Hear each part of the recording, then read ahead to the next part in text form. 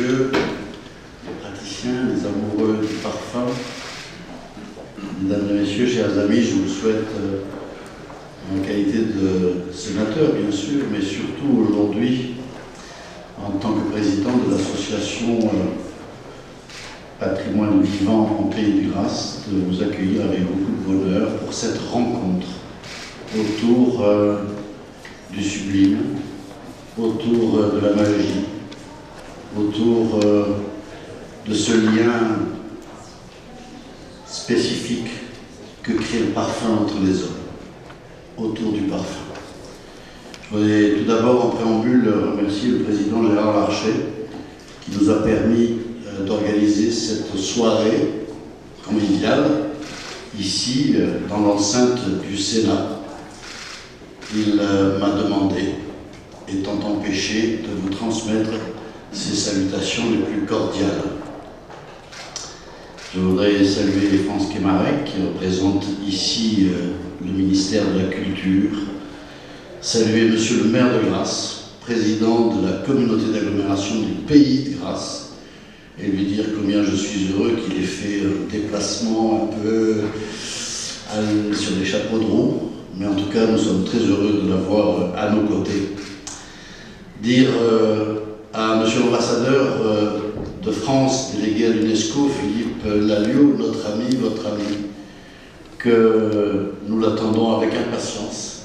Il m'a demandé de vous dire qu'il serait probablement en retard, ayant appris ce matin que Monsieur le ministre des Affaires étrangères venait à l'UNESCO dans le cadre de la préparation de la COP21 et que, bien sûr, il eût aimé être avec nous, mais il est également, sa présence à l'UNESCO est également très importante. Je voudrais saluer notre président d'honneur, Monsieur Patrick de Carolis, qui s'exprimera tout à l'heure. Cher Patrick, merci. Patrick de Carolis, qui est le co-président d'honneur avec Pierre Rabhi, qui lui s'est excusé et est revenu dans son Ardèche d'amour. Je salue les praticiens, c'est-à-dire ceux qui animent, qui vivent, qui sont pénétrés de cet amour du parfum, quel que soit le morceau de la filière dans laquelle ils œuvrent et quel que soit leur positionnement dans la transmission des générations passées, qui sont les héritiers, au fond, dépositaires de ce patrimoine particulier, de ce patrimoine immatériel, de ces savoir-faire liés au parfum, qu'ils soient intégrés dans la culture ancestrale des plantes en parfum, par un parfum dans le Pays de Grâce, que ce soit des savoir-faire de la connaissance des matières premières naturelles et de leur transformation, ou que ce soit vers la qualité et l'art de créer un parfum, ils se reconnaîtront. Cette manifestation s'inscrit dans une période qui nous fait vivre des ressentiments un petit peu particuliers. C'est une période où l'on s'est inquiet pour un certain nombre de choses, et les événements d'il y a un peu plus d'une semaine sont effectivement encore présents à notre esprit. Mais au fond, cette rencontre autour du parfum arrive même à point nommé, pour nous rappeler un certain nombre de choses, pour nous rappeler que le parfum aussi, ça symbolise des valeurs particulières d'humanité et que chacun connaît.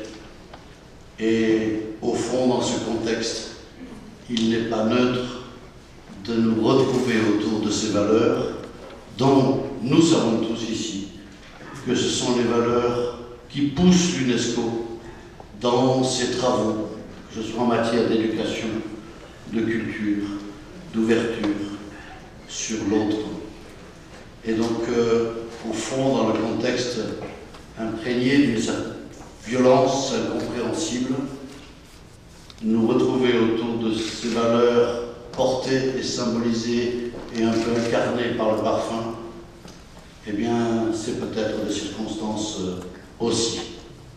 C'est également de circonstances car nous célébrons, mesdames et messieurs les ambassadeurs, le 70e anniversaire de l'UNESCO, et qu'au fond, on se retrouve un petit peu aussi pour célébrer cela avec vous. Comme je vous l'ai dit il y a un instant, notre démarche s'appuie sur trois grandes expertises, trois grandes expériences, trois grands savoir-faire qui se sont transmis dans notre pays grassois depuis des générations. Les cultures des plantes à parfum, et on les connaît, le jasmin, la tubéreuse, la rose bien entendu et bien d'autres, dans ce climat particulièrement spécifique des coteaux grassois. La connaissance des matières premières, à la fois locales mais qui nous viennent du pays, tous les pays du monde, toutes ces matières premières naturelles qui sont cultivées ou qui poussent de façon sauvage sur la terre entière, et puis l'art de créer le parfum, l'artiste qui au fond compose un parfum. Et ce sont ces trois catégories de savoir-faire qui sont intimement liées l'une à l'autre, car l'un ne pourrait pas agir sans que l'autre ait précédemment agi dans la qualité que l'on attend. Alors nous entendrons tout à l'heure les témoignages d'un certain nombre de praticiens dans ces trois domaines que je salue, tout en vous disant que cheminant avec ma canne blanche qui me permet d'avancer, qui est Nadia Bédard, que vous connaissez tous, et qui fait un travail à mes côtés exceptionnel, nous avons très vite perçu que, bien sûr, nous célébrions des savoir-faire liés au parfum en Pays de Grâce, Monsieur le Président, Monsieur le Maire, mais que, au fond, les répercussions de cette réflexion avaient des rejaillissements sur la planète entière, quel que soit le domaine. Et nous entendrons des témoignages d'un certain nombre de praticiens qui nous viennent, bien entendu, de pays différents, et je les appellerai tout à l'heure pour qu'ils procèdent à ces témoignages. Comme vous le savez, les uns et les autres, pour symboliser aussi cette ouverture sur le monde, car ce sont les savoir-faire liés au parfum en Pays de Grâce et dans le monde. Nous organisons depuis 4 ans maintenant un colloque au mois d'octobre, le 17 octobre, date d'anniversaire de la signature de la Convention de l'UNESCO sur le patrimoine immatériel. Nous avions organisé le premier en 2003 pour célébrer le 10e, 2013 pour célébrer le 10e anniversaire, et tous les ans, nous invitons un pays étranger dans lequel on sait que l'on exploite des matières premières particulières. Et nous aurons tout à l'heure quelques témoignages dans ce sens, car c'est vrai que les matières premières viennent à Grasse, repartent souvent sous forme d'extraits, et ça c'est une respiration entre le Pays de Grâce et le monde que nous entendons également célébrer. Voilà, mesdames et messieurs les ambassadeurs, qui représentaient un grand nombre de pays et qui avaient accepté de témoigner un peu sur votre vision du patrimoine immatériel, sur la capacité que les hommes et les femmes ont de transmettre ces savoir-faire dans un pays, dans un monde, dans une actualité où tout va vite et où la pression mondiale pourrait parfois pas supprimer, mais altérer un certain nombre de ces transmissions de savoir-faire. Voilà, je salue bien entendu les délégations à l'UNESCO, messieurs l'ambassadeur et mesdames les ambassadrices d'Allemagne, du Canada, de Chine, d'Égypte, d'Inde, du Japon, de Malaisie, du Nigeria, du Pérou, de Pologne, d'Argentine, d'Italie, du Mexique et de Belgique. Une belle représentation planétaire des acteurs du patrimoine immatériel et du patrimoine culturel en général à l'UNESCO. Voilà, mesdames et messieurs, pour les petits mots d'introduction. Philippe Lalliot, qui nous rejoindra probablement tout à l'heure, s'exprimera bien sûr devant vous, mais je voudrais appeler notre président d'honneur, Patrick de Carolis, pour qu'il vienne également dire un mot d'accord, pour m'accompagner dans cet accueil.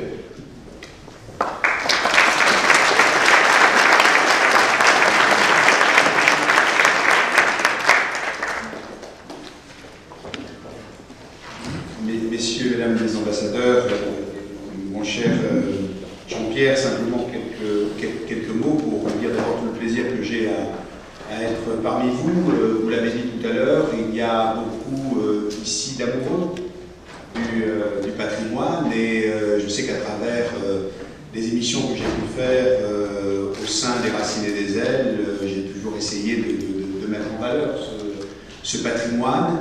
Ce patrimoine bâti, mais aussi ce patrimoine immatériel qui est fait, comme chacun le sait ici, de savoir-faire et de savoir-faire vivant, de savoir-faire qui, comme à Grasse, ont un caractère universel.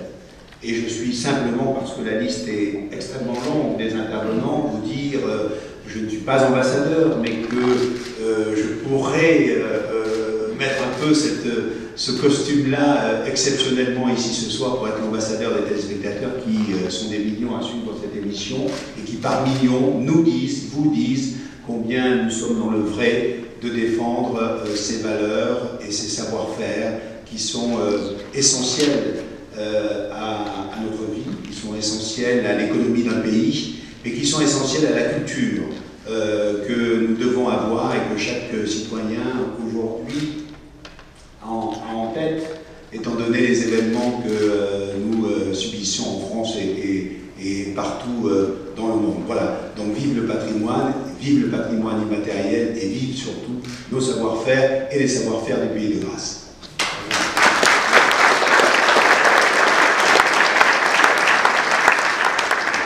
Monsieur le maire de Grasse, président de la communauté d'agglomération, est-ce que vous voulez bien nous dire quelques mots et merci encore d'être parmi nous.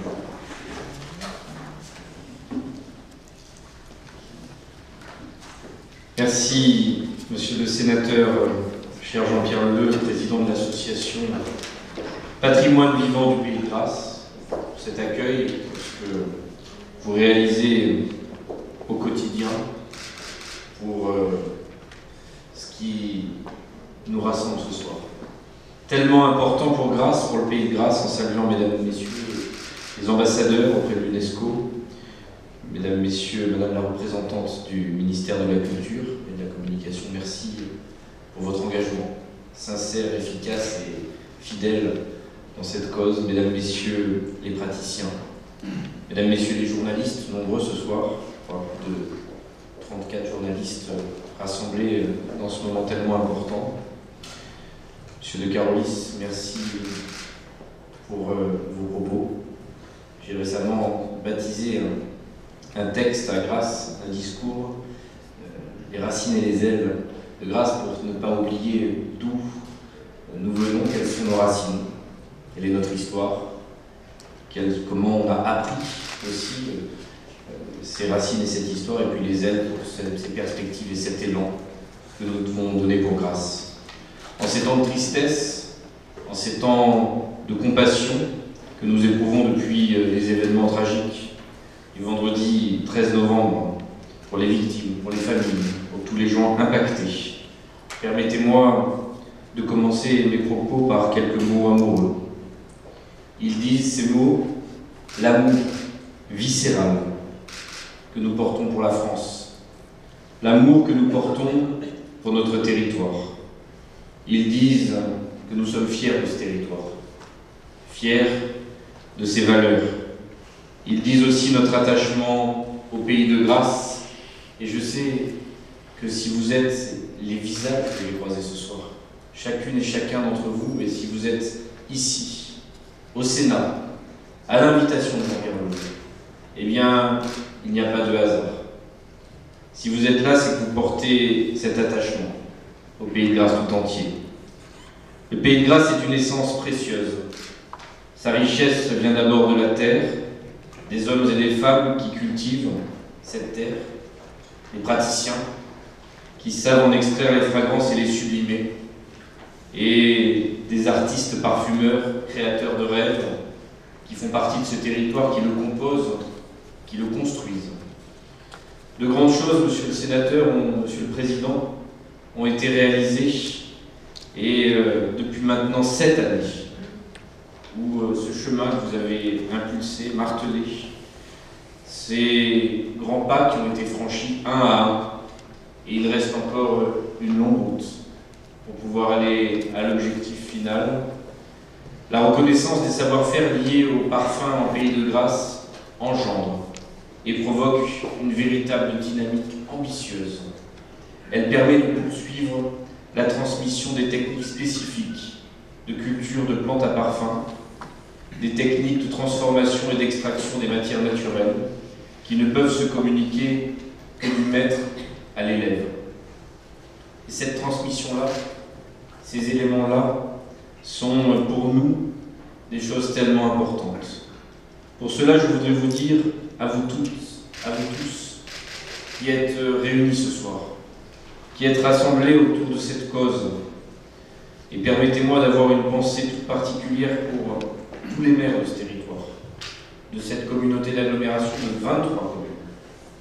Tous les maires de ce territoire, pour tous les praticiens de ce territoire, pour tous les habitants finalement, de ce Pays de Grâce qui sont 105 000 personnes rassemblées, qui ne peuvent pas être tous là ce soir, mais qui, chacun d'entre eux, contribue à cet édifice immatériel qui se bâtit chaque jour, dans la passion. Et ça, c'est quelque chose qu'on ressent. Quand on est là, rassemblés les uns les autres dans cette volonté commune, eh bien c'est que nous sommes animés par cette passion. Je voudrais vous dire tout simplement merci.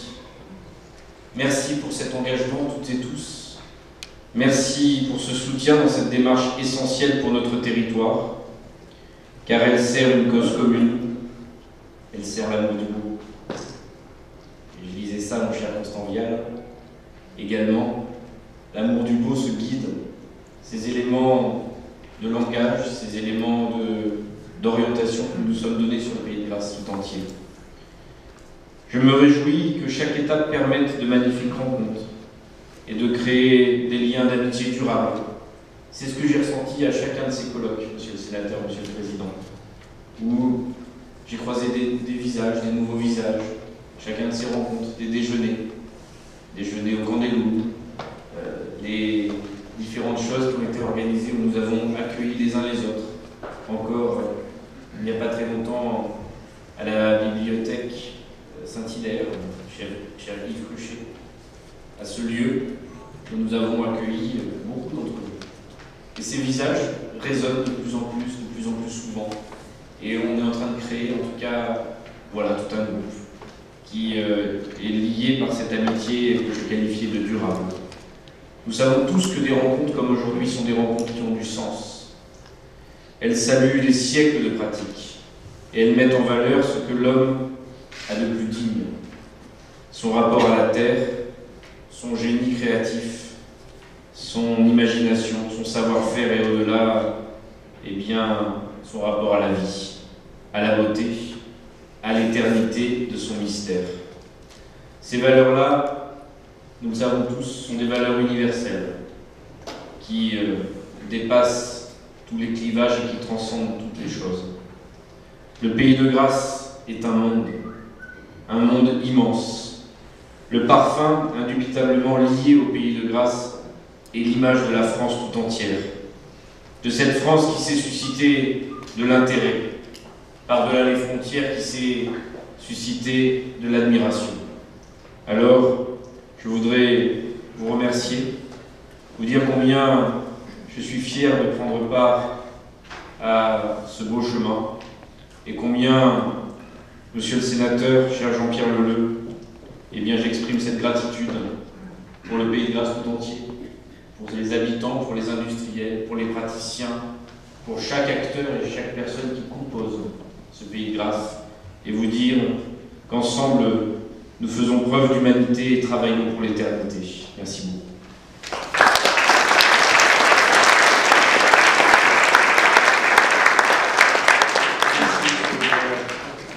Pour célébrer le dépôt de notre dossier demande du ministère de la Culture par M. l'ambassadeur Philippe Lalliot à l'UNESCO le 31 mars dernier pour un examen dans les temps à venir. Je voudrais demander à messieurs et mesdames les ambassadeurs d'apporter leur témoignage, de dire quelques mots pour manifester leur attachement au patrimoine immatériel, culturel et leur l'intérêt qu'ils portent pour le parfum. Je vais appeler par ordre alphabétique de pays et j'appelle monsieur l'ambassadeur, son excellence Michael Worps, ambassadeur d'Allemagne auprès de l'UNESCO, en rappelant qu'il y a des matières premières en Allemagne. Je citerai la mélisse sèche, la marjolaine, le thym, le romarin, et je voudrais saluer, mais il interviendra tout à l'heure, la présence de Johann Maria Farina, 8e génération des Farina, créateur de la fameuse Haute-Pologne, qui perpétue la tradition. Monsieur l'ambassadeur. Merci, monsieur le sénateur. Alors, bonsoir, Excellences, bonsoir, monsieur le maire de Grasse, monsieur le président de la campagne, pour l'inscription de Grasse dans la liste du patrimoine culturel immatériel. Je vous remercie de me donner l'occasion de m'adresser à vous en tant que délégué permanent d'Allemagne auprès de l'UNESCO. Je suis ravi que la France ait proposé l'inscription des savoir-faire liés au parfum en Pays de Grasse sur la liste du patrimoine culturel immatériel de l'UNESCO. La connaissance de la nature et les techniques artisanales qui exigent l'art du parfum constituent sans aucun doute un trésor de l'humanité.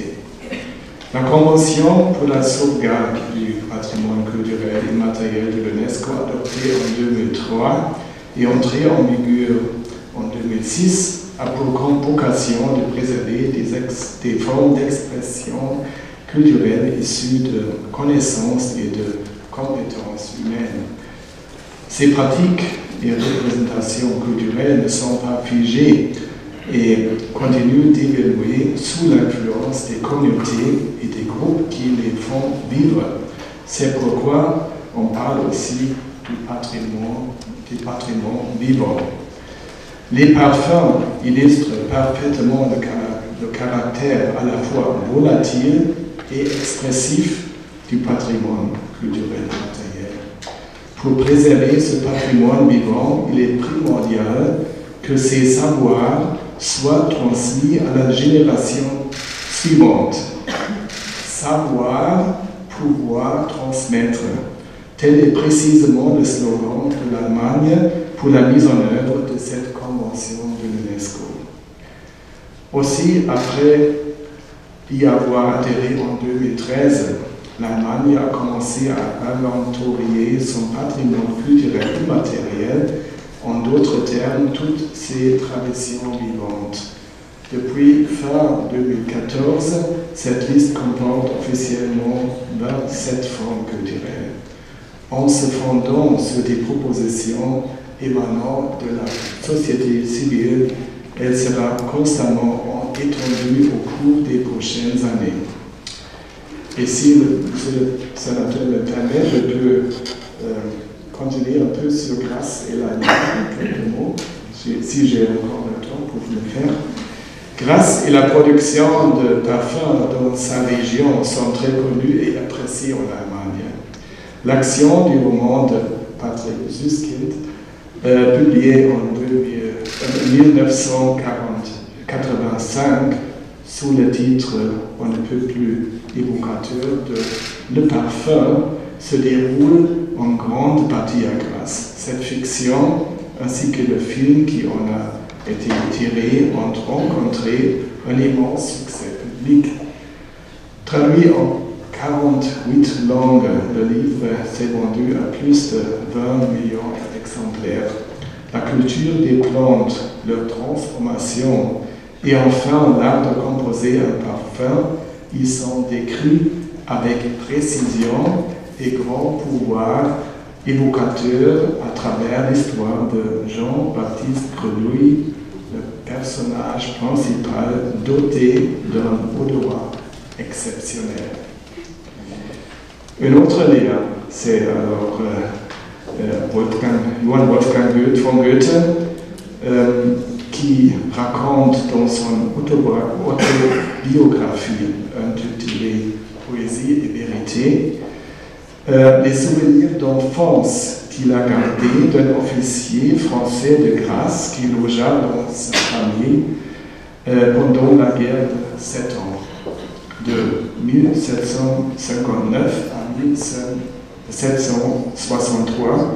Cet officier, François de Théas, comte de Tourange, et le lieutenant du roi, dirigea l'administration civile de Francfort-sur-le-Main, où vivait le jeune Goethe. Dans ses fonctions, il modernisa de nombreux aspects de la vie quotidienne de la ville, de l'éclairage public aux dispositions à prendre en cas d'incendie, en passant par le traitement des déchets. Au cours de son séjour dans la maison de Goethe, il transforma l'une des mansardes en atelier pour celui qui était alors considéré comme le meilleur peintre de Francfort, à qui il commanda des tableaux pour son château à Grasse.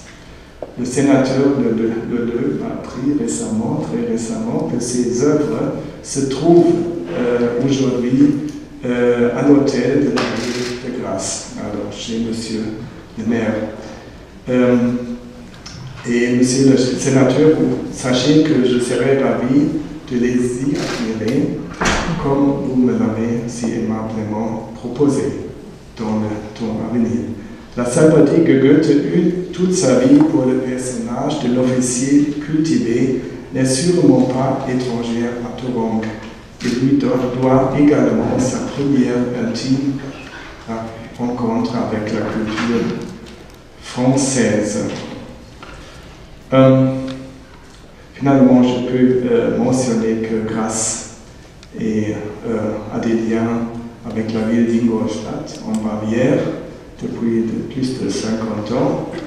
De nombreuses visites sont organisées et en 2013, lors du 50e anniversaire de ce jubilage, les habitants d'Ingolstadt ont eu le plaisir de recevoir un superbe cadeau de la ville de Grasse, une sculpture en forme de flacon de parfum.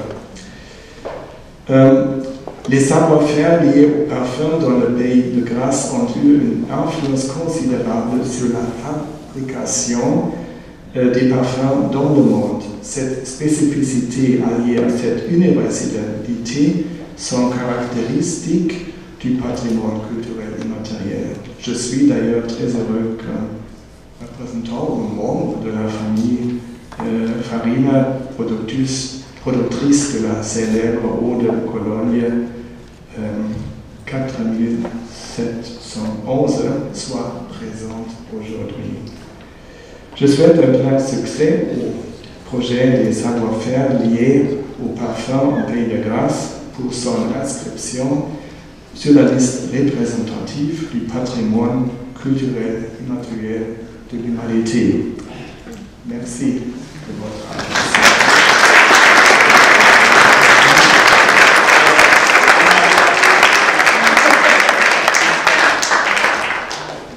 Merci, monsieur l'ambassadeur. Le Canada est un magnifique pays où il y a aussi beaucoup d'essences intéressantes qui effleurent nos narines. Je pense à l'absinthe, au bouleau, au pain de glace, les pingles du Canada, le sapin, le pamplemousse. Et je dois vous dire à cet instant que l'année prochaine, nous mettrons le colloque, nous placerons le colloque 2016 sur la thématique des Amériques et que donc j'invite Madame l'ambassadrice du Canada, Madame Hélène Ayotte, de venir nous dire quelques mots.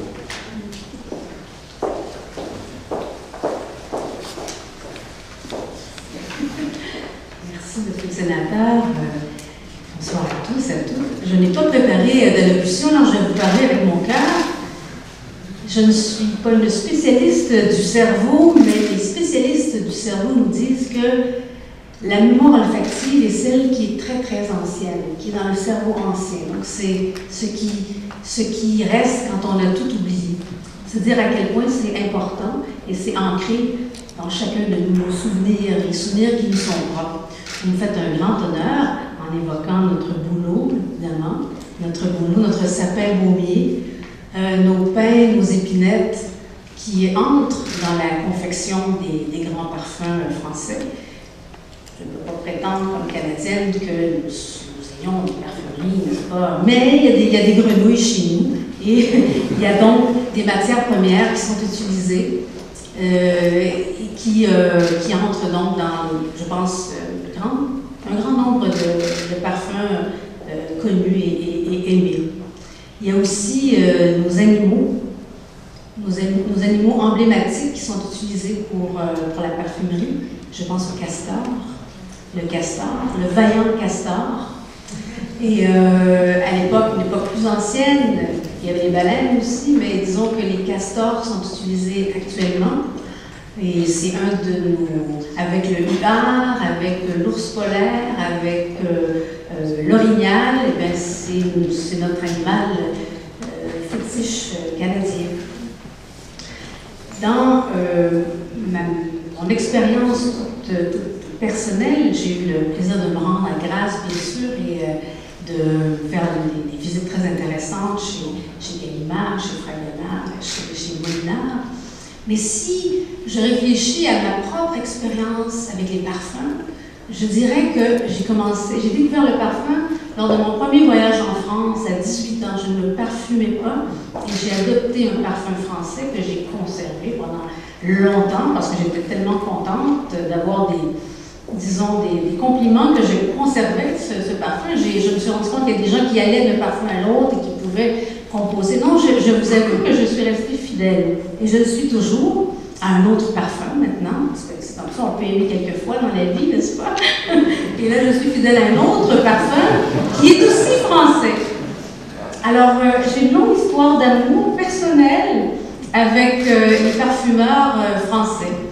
Et je suis donc ravie de cette mise à l'honneur de mon pays l'an prochain. Et heureuse d'être avec vous ce soir et avide de vous entendre et curieuse d'apprendre davantage sur cette longue tradition si importante dans notre quotidien. Merci.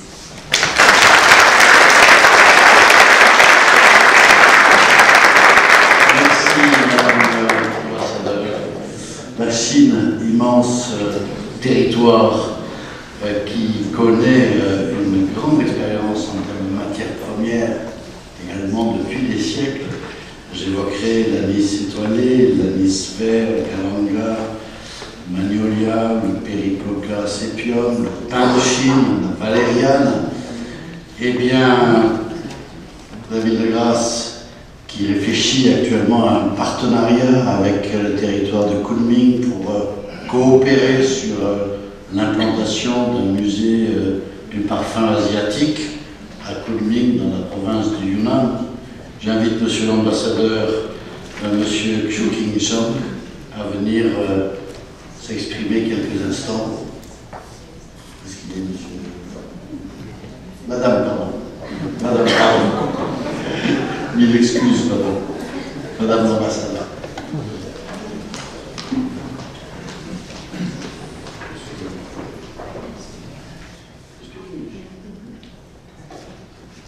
Good evening, everybody. I just have a permission from the chair that I can speak English instead of French or Chinese.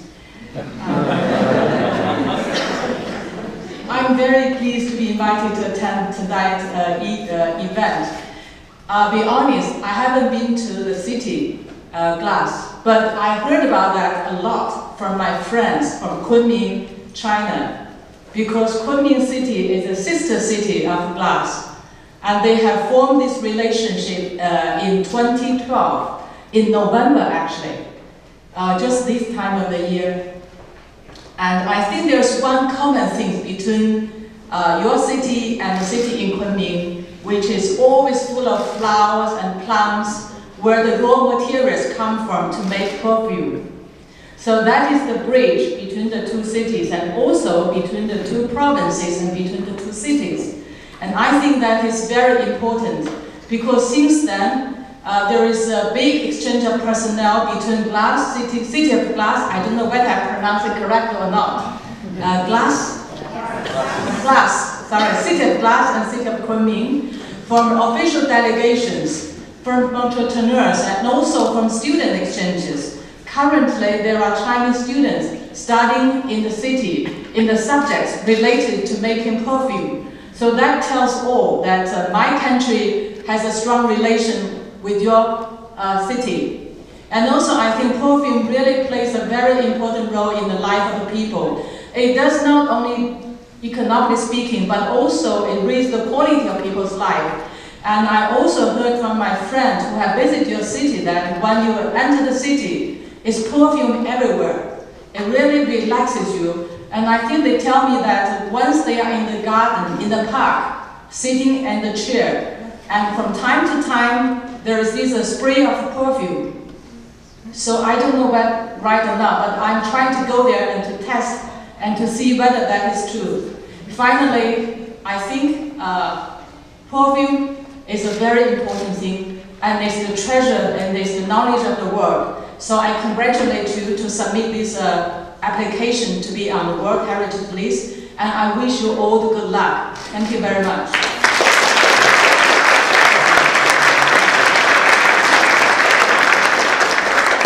Merci Madame l'ambassadeur. L'Égypte, berceau de la parfumerie,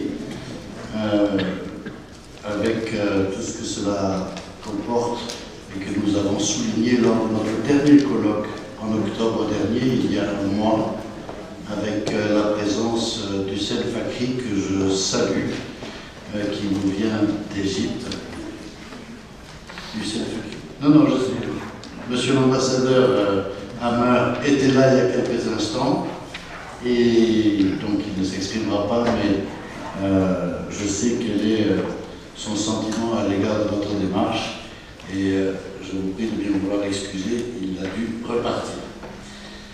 L'Inde est également ce pays merveilleux qui était notre invité d'honneur la première année, qui est aujourd'hui en relation depuis plusieurs années avec Grasse. J'appelle Madame l'ambassadeur Ruchira Kamboj, avec un grand plaisir de la revoir à cette manifestation.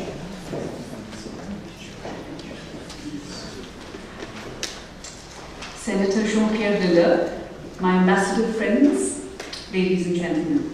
At the outset, let me offer my warmest congratulations to Senator Deleux and Ambassador Lalliot, he's not here of course, both of whom have driven a process leading to the submission of an excellent dossier on the fine art of perfume making. As we all know, perfumes are epicentered at Grasse, also known as the Silicon Valley of perfumes, and it is only fitting and appropriate therefore that this beautiful and sweet heritage of France should be on its way to getting its just full recognition as the intangible cultural heritage of humanity under the UNESCO banner. Also, isn't it wonderful that through this nomination, the world will finally get to know more about some of the finest kept secrets of a tradition that is part of the heritage of this beautiful country, France, which despite attacks and threats stands tall and with spirit unbroken, choosing, as President Hollande had recently said at UNESCO, culture, sharing, respect and dignity. Ladies and gentlemen, we have a formidable list of speakers and time is of the essence, and so I will conclude on a positive and collaborative note. In coming years, and like many things Indian, the fragrance market in India has the potential to develop into one of the very biggest. There is thus huge scope for growth in the sector as lifestyle changes in India are enhancing the consumption of luxury goods. We wholeheartedly therefore welcome the proposed collaboration between Grasse and the Indian city of Kannauj for transfer of know-how in perfume making and remain confident that with the partnership of Grasse, some of that centuries-old magic might rub into the city of Kannauj, leading to its emergence and growth as another epicenter of the perfume industry in South Asia, indeed the world. Senator Lele, Ambassador Philippe, even though he's not here, thank you for hosting this event, and may I take this opportunity to extend my fullest support to France towards the inscription of this tradition of perfume making as the intangible cultural heritage of humanity with the indelible UNESCO stamp. Thank you very much.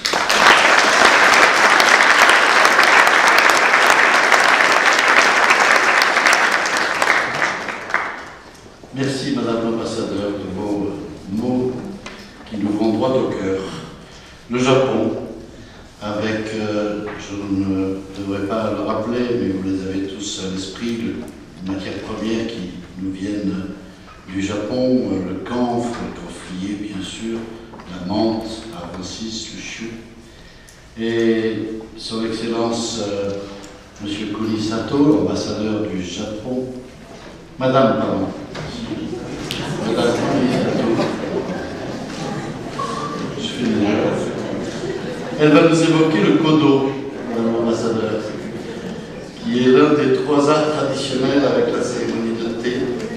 Et vous allez nous parler de kodo, qui est une cérémonie magnifique. Je vous laisse la parole.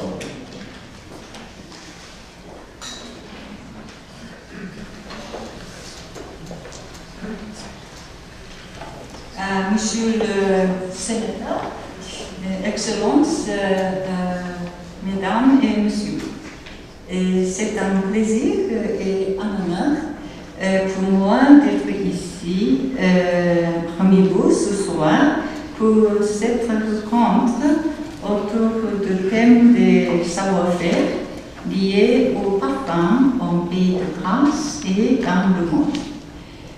Et je vous remercie pour cette invitation qui m'offre l'opportunité de démontrer en quelques mots que l'attachement au parfum est commun à l'humanité tout entière. Je prendrai pour cela l'exemple de kodo. Au Japon, l'appréciation du parfum est considérée depuis des siècles comme une expression majeure de la sensibilité et du raffinement. Elle se concrétise notamment par le kodo, ou bois de l'encens. Cérémonie ancestrale durant laquelle les participants doivent écouter l'encens, c'est-à-dire reconnaître les subtiles différences entre des fragrances exhalées par des bois précieux brûlés selon des règles très codifiées. La création du kodo date du XVe siècle. Sa pratique s'organise autour de règles esthétiques rigoureuses et de rituels très codifiés. Le kodo est un rituel unique au monde qui fait le lien entre les parfums et la conscience aiguë des Japonais pour le passage des saisons, l'attachement profond au chef-d'œuvre de la littérature japonaise, la respiration à la spiritualité. On attribue traditionnellement 10 vertus au kodo. Notamment, il aiguise les sens, procure un sentiment d'harmonie, purifie le corps et réveille l'esprit. Il permet à chaque individu de mieux prendre conscience de lui-même et de trouver son chemin par les centaures. Même s'il a des formes variées, l'acte de se parfumer est commun à l'ensemble des peuples et des civilisations. Il constitue à ce titre une richesse commune à l'humanité qu'il convient de préserver et j'espère que votre démarche d'inscription sur la liste représentative du patrimoine culturel immatériel de l'humanité sera couronnée de succès. Merci de votre attention.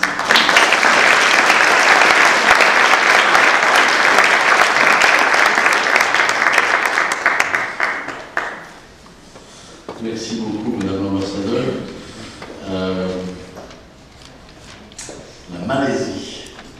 La Malaisie, avec quelques matières premières que je cite en exemple, le bois d'agar, le baume de Kurjum, le pinjoin Sumatra. Et je suis très heureux d'accueillir Monsieur l'ambassadeur Zulkifli Ben Mohamed, ambassadeur de Malaisie, sachant que la Malaisie est le pays de grâce, ayant récemment contracté des partenariats de transmission du savoir-faire au parfum auprès des jeunes générations malaisiennes par des praticiens grassois. Et j'en salue notre ami Philippe Massé qui était dans cet accord. Monsieur l'ambassadeur de Malaisie, à vous.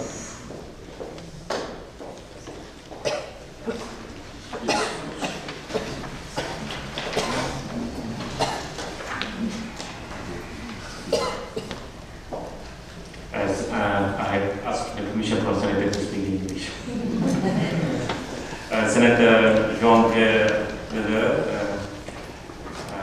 Excellencies, distinguished guests, ladies and gentlemen, I would like to thank the organizer, the Association Living Heritage Country Grass, for giving me this opportunity in my capacity as Ambassador and Delegate of Malaysia to UNESCO to address this evening a very important occasion in conjunction with the celebration of the 70th anniversary of UNESCO.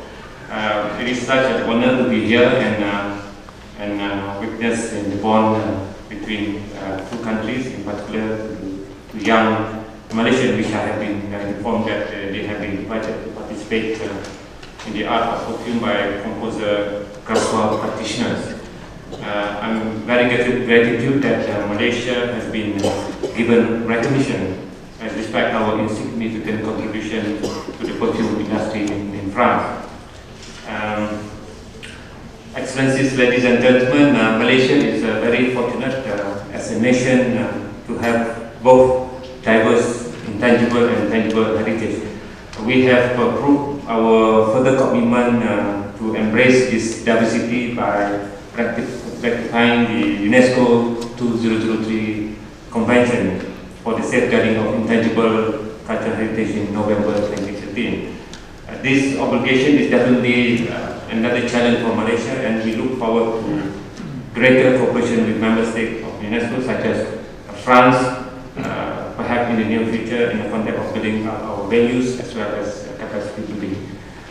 Traditionally or culturally, perfume or flower arrangement in our country is more associated with the tourism industry and also in the religious or ritual festival, usually after the harvesting season, as well as very popularly used during the wedding ceremony, as well as in the beverage industry. We have a very popular drink called Rosella, which is extracted from the leaf of the flowers. Despite Malaysia is blessed with rich, diverse, intangible cultural heritage, the cultivation of plant perfume is still at an infant stage. The status of the cosmetic and toiletries industry in Malaysia generally involve mixing, blending, and formulation process using imported raw material. The production of cosmetic and toiletry products include shampoo and conditioner, other hair products, skincare product, perfume, and color cosmetic. It is interesting to note that the French perfumery cosmetic industry enjoys a position of market dominance with 25% of the global market based on its source from the United Nations. This performance is more evident in the export sector of cosmetics in France, which is second biggest export after aviation construction product. In this respect, we see there's a lot of room for collaboration between Malaysia and France, particularly in the industry of perfume industry, where Malaysia could share experience or learn experience from France and in this very rich intangible cultural heritage. In short, I would like to end this month by welcoming France in their submission to the Intangible Cultural Heritage Nomination Policy. Thank you very much.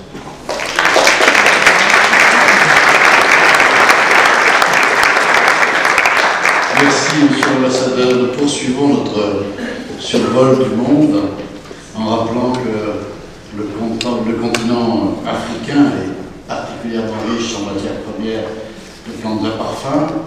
De nombreux échanges avec les producteurs d'encens de Somalie ou d'Érythrée, d'orange amère de Côte d'Ivoire, de clou de girofle, de cardamome en Tanzanie.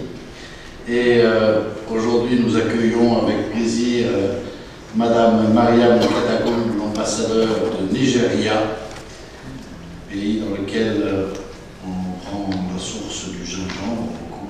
Madame l'ambassadeur. When I saw the proposed nomination of this part of France on the intangible heritage list, because apart from the personal well-being that a well-perfumed person has, for us, even from childhood, there are certain days, you know, Fridays when you're growing up as a child, you come and your mother dabs the best of the French perfumes that she has.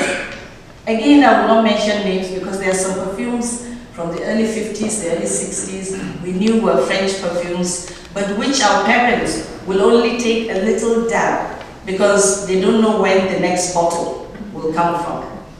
Now, growing up, you find that the perfume has a place in our daily life.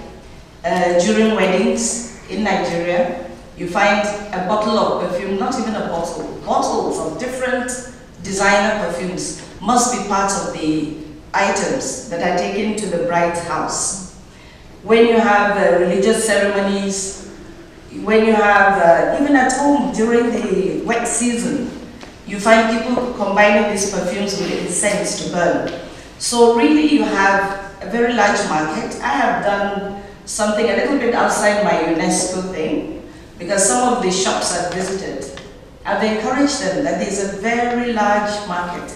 We have 170 million people in Nigeria. There's a fast-growing middle class that come into Paris to buy perfumes, and I'm encouraging them, why don't you go and set up your shops in Nigeria and sell? Because it's not many people that can come here, but a lot are coming and buying and taking back that way. So for me, from my country and my delegation, is to wish this inscription, this proposed nomination, every support. You'll have the support of my country, and I look forward to visiting this city and seeing the flowers and see how the perfumes are made. Although I've read a lot of history about how certain things are done, but I think I look forward to going personally to visit. So I thank you very much for inviting me here, and I can assure you tomorrow I'll let people close to me know that I was at this event, and this is a very good collaboration between France, UNESCO, and several member states all over the world. So thank you very much.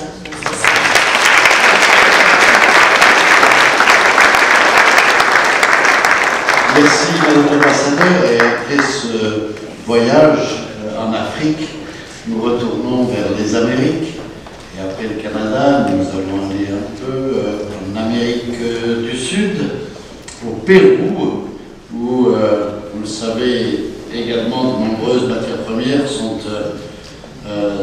poussent. Je pense à l'ambrette, à la au bérose, au baume du Pérou, à la cascarie, qui est une écorce d'une espèce d'arbuste, la limette, les béroses, je viens de les citer.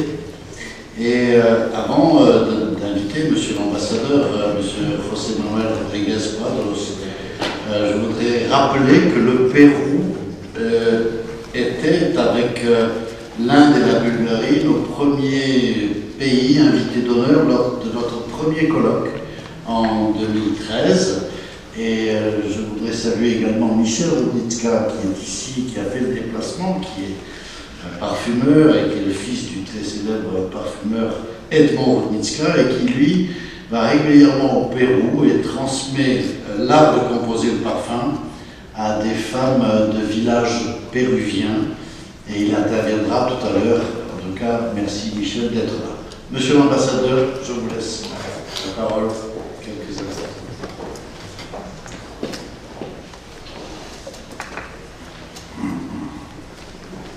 Monsieur Jean-Pierre Lello, Monsieur le maire de Pará, vous avez raison.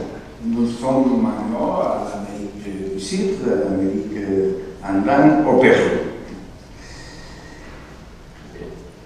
Et le parfum a été lié dans un point de vue historique à l'évolution de toutes les anciennes civilisations. Mais au Pérou, bien sûr, les chamans dans les anciens Pérou a été aussi une sorte de parfumeur. Et dans cette évolution des sociétés dans le monde, le parfum a été lié à les pratiques sociales, à la relation interindividuelle, à diverses expressions de la culture. Et je pense que pour cette constatation historique, on peut dire que maintenant, les parfums, pas les savoirs, les parfums, c'est déjà un patrimoine culturel de tout le monde. Mais pour reconnaître les savoirs dans l'élaboration des parfums, on doit sortir un peu de l'histoire, on doit sortir un peu de l'approche sociologique ou même culturelle dans le sens élargi du terme, pour pénétrer dans une approche juridique. Pourquoi? Parce que la constitution du patrimoine culturel immatériel de l'humanité, c'est d'abord en catégorie juridique. Et dans ce sens, la définition plus expandue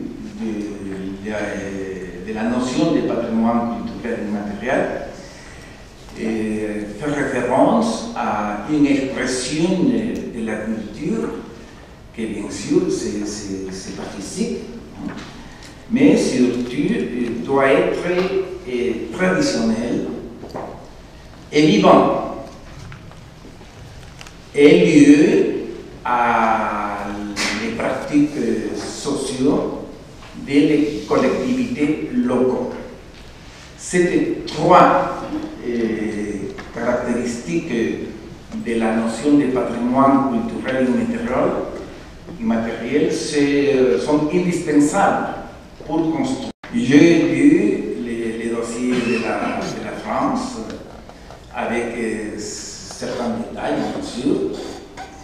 Et je trouve que la candidature des savoirs et les savoir-faire liés au parfum, au pays des draps, dans le monde, a été construit avec une rigueur dans la considération des catégories analytiques, des normes et les catégories méthodologiques prévues dans la Convention. Dans ces cas, je pense que l'ensemble des dossiers, c'est un dossier qui remplit d'une façon très efficiente et presque toutes les considéré comme patrimoine culturel immatériel de l'humanité. Dans ces approches, je pense aussi que dans les dossiers a été très bien travaillé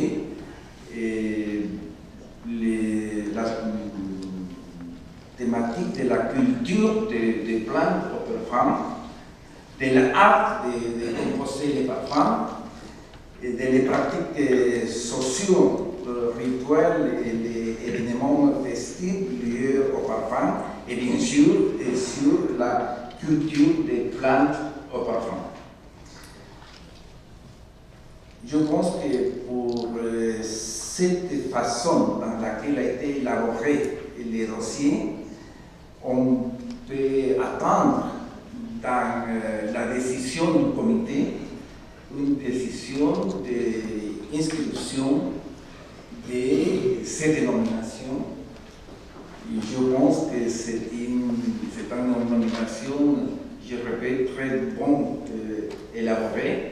Et pour finir, je voudrais vous dire que dans le cas du Pérou, nous avons étudié les dossiers, nous avons fait une évaluation de toute la présentation et je suis dans ce moment-là dans la capacité de vous dire à toutes les personnes que le Pérou, comme membre du comité, va supporter la nomination dans la réunion dans laquelle on va prendre la décision.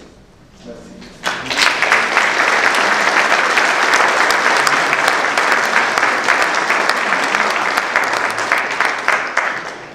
Merci beaucoup, Monsieur l'ambassadeur du Pérou à l'UNESCO. On revient en Europe. Madame l'ambassadrice Krystyna Żurek en Pologne, avec des matières premières aussi, telles que l'angélique, le cassis.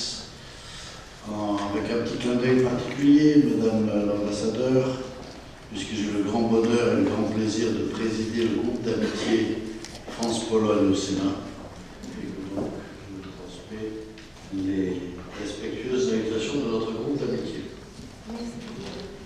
Monsieur le sénateur, mesdames et messieurs, c'est un immense honneur pour moi d'être avec vous ici ce soir, non seulement parce que, en tant que délégué permanent de la Pologne auprès de l'UNESCO, les questions liées au patrimoine culturel me sont très proches, mais aussi parce que le sujet que l'on aborde aujourd'hui me paraît fascinant. J'adore le parfum, alors comment pourrais-je ne pas m'intéresser à tous ceux qui le concernent? Le patrimoine culturel, naturel et immatériel est au cœur des priorités de la Pologne à l'UNESCO. Je voudrais également souligner l'attachement de la Pologne à la préservation de son environnement, notamment forestier. Nous coopérons activement avec la France dans le domaine du patrimoine culturel, des musées, mais aussi du patrimoine naturel, et ceci au niveau régional, local et municipal. En ce qui concerne le parfum, c'est avec un grand plaisir que j'ai appris que les herbes aromatiques cultivées en Pologne jouent un rôle important dans la production des fragrances. Le climat modéré de la Pologne influence favorablement les valeurs aromatiques des huiles essentielles. Les herbes telles que l'angélique ou la livèche, ou plutôt les huiles essentielles produites à partir de ces herbes, se caractérisent ainsi par une meilleure qualité, ce qui permet de les utiliser dans la production des cosmétiques. Alors, nous sommes très fiers de cet élément de notre patrimoine et nous sommes très fiers d'avoir une petite contribution au savoir-faire du parfum. Je vous remercie encore une fois pour l'invitation à cette soirée. Je suis convaincue que le dossier de candidature dont on parle ce soir au savoir-faire du parfum dans le pays de grâce va être positivement évalué. Mais bonne chance. Merci.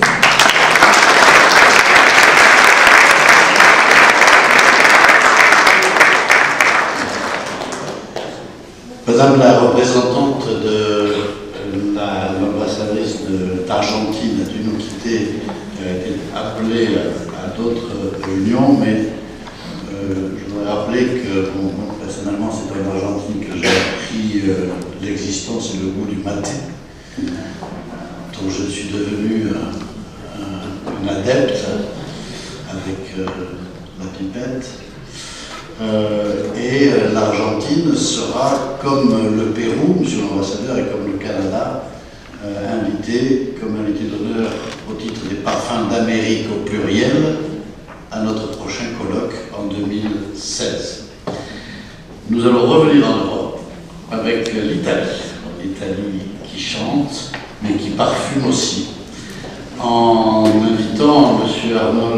Arnaldo Minuti, délégué permanent adjoint, qui représente son Excellence Vincenza Lo-Monaco, ambassadeur d'Italie à l'UNESCO. Soyez les bienvenus, M. Minuti.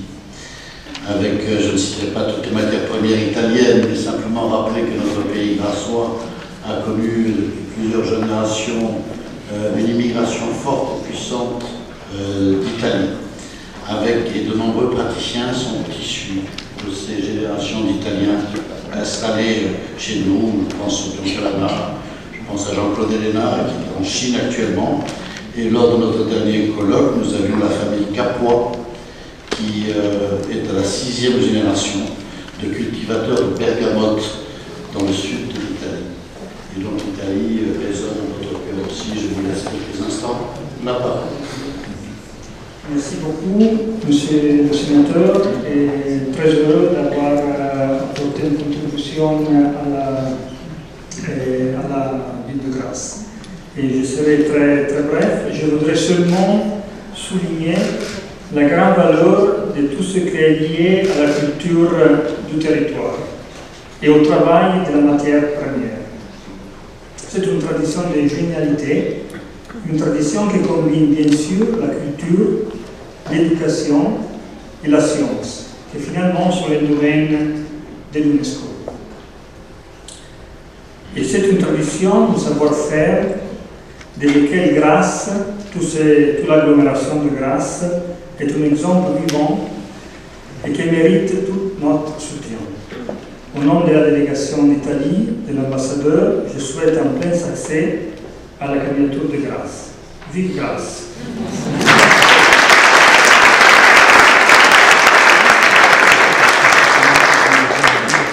Voilà, notre voyage autour du monde va se terminer bientôt, mais nous retournons en Amérique aussi avec le Mexique. Madame la conseillère Susana Franco, qui représente son Excellence Porfirio Munoz Ledo. Est-ce que vous voulez bien venir nous dire quelques mots?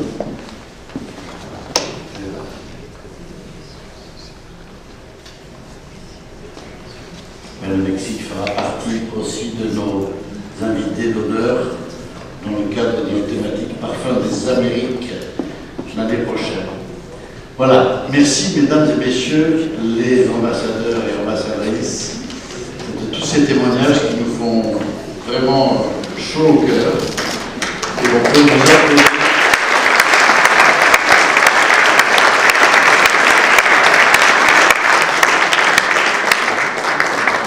Nous allons maintenant vous présenter quelques autres témoignages des praticiens pour démarrer cette partie-là. J'appelle Michel Noble, le président régional de la Fédération française de l'UNESCO, pour nous dire quelques mots pour commencer cette deuxième partie.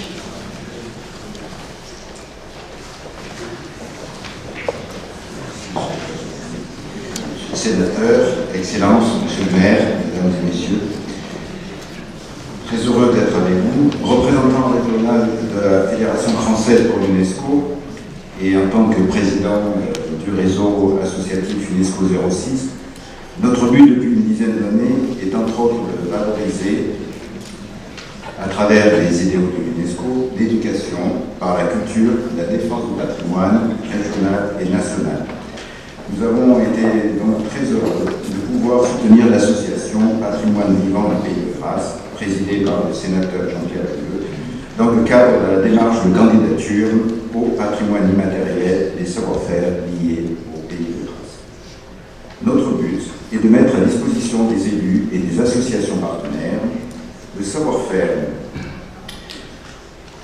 médiatique et communication de la jeunesse des réseaux UNESCO, de créer des actions étudiants et lycéens, d'aider à développer son attractivité et son adhésion populaire.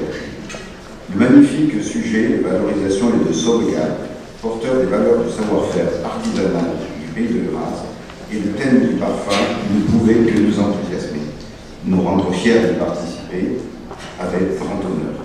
Et je ne peux donc que, comment dirais-je, attirer le plus possible notre jeunesse de Grâce et Pays de Grâce à venir nous rejoindre. Je vous remercie.